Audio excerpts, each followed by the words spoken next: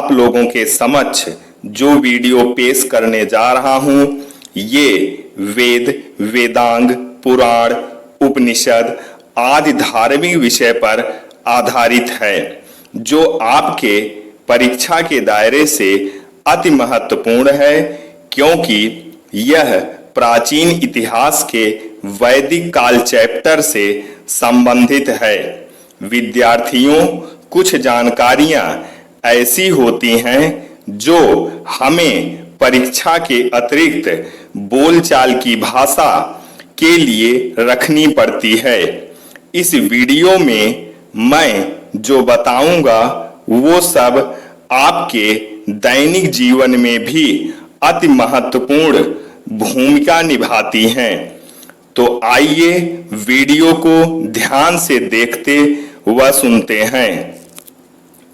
चारों वेद, ऋग्वेद, सामवेद, यजुर्वेद, अथर्ववेद।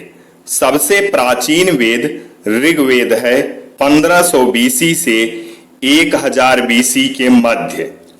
6 वेदांग कल्प, धार्मिक अनुष्ठान, शिक्षा, उच्चारण, निरुक्त, व्युत्पत्ति, व्याकरण, विश्लेषण, छंद, छंद शास्त्र, ज्योतिष, खगोल विज्ञान।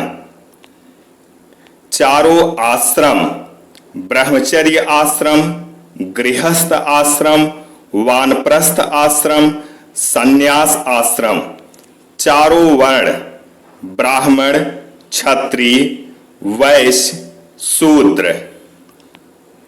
चारों उपवेद, धनुर्वेद, गंधर्ववेद, शिल्पवेद, आयुर्वेद।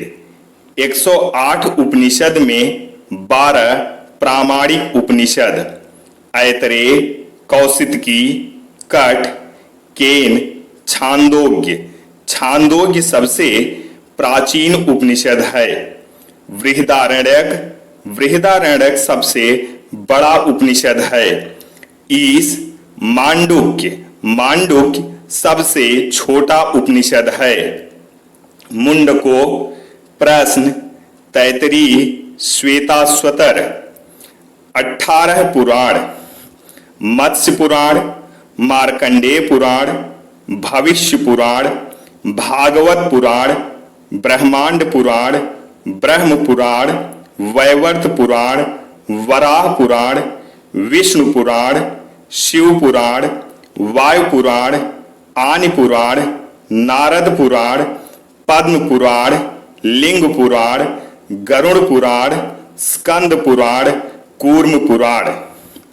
महत्वपूर्ण तथ्य: वेद का मतलब ज्ञान, श्रुत व जानना होता है।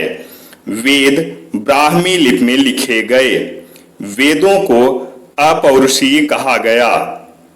वेदों को संहिता कहा गया। संहिता का मतलब इकट्ठा करना या संकलित करना होता है। वेदों को संकलित किया गया है, इसे लिखा नहीं गया है।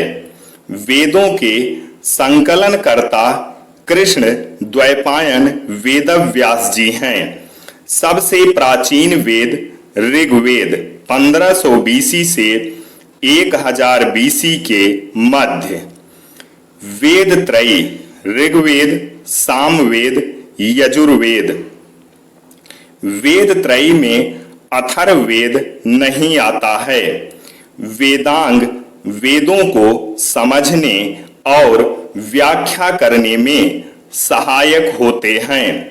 ब्राह्मण ग्रंथ मुख्यतः गद्य में लिखे गए। वेदों को समझने के लिए ब्राह्मण ग्रंथ लिखे गए, अतः इन्हें वेदों को जानने की कुंजी माना जाता है। ये ग्रंथ कर्मकांडी पक्ष की व्याख्या करते हैं। आरण्यक शब्द का अर्थ है वन। इसमें दार्शनिक सिद्धांतों और रहस्यवाद का उल्लेख है, न कि धार्मिक कर्मकांडों का। इनका जोर नैतिक गुणों पर है। चारों आश्रम का उल्लेख पहली बार जाबालोपनिषद में मिलता है। आश्रम व्यवस्था का प्रारंभ वैदिक काल से माना जाता है। ऋग्वेद के 10वें मंडल में पुरुष सूक्त का उल्लेख किया गया है, जिसमें सर्वप्रथम 4 वर्णों की कल्पना की गई है: ब्राह्मण, क्षत्रिय, वैश्य, शूद्र। सर्वप्रथम शूद्र शब्द का उल्लेख ऋग्वेद के 10वें मंडल में मिलता है। गंधर्व वेद को सामवेद का उपवेद माना जाता है।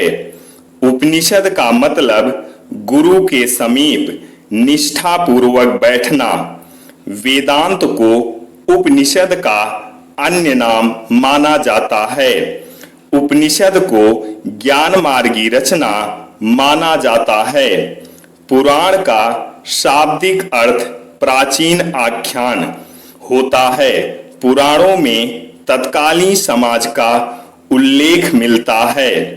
पुराणों में प्राचीन शासकों की वंशावलियां मिलती हैं। पुराणों के रचयिता या संकलनकर्ता लोमहर्ष व उनके पुत्र उग्रश्रवा हैं। सत्यमेव जयते मुंडको उपनिषद से लिया गया है। अस्तोमा सद्गमय ऋग्वेद से लिया गया है। विद्यार्थियों, इस वीडियो को अधिक से अधिक शेयर, लाइक, कमेंट व सब्सक्राइब करें। आर्यावर्त, जम्बूद्वीप, भारतवर्ष, हिंदुस्तान, इंडिया, भारत, जय हिंद, जय भारत, वंदे मातरम, सत्यमेव जयते।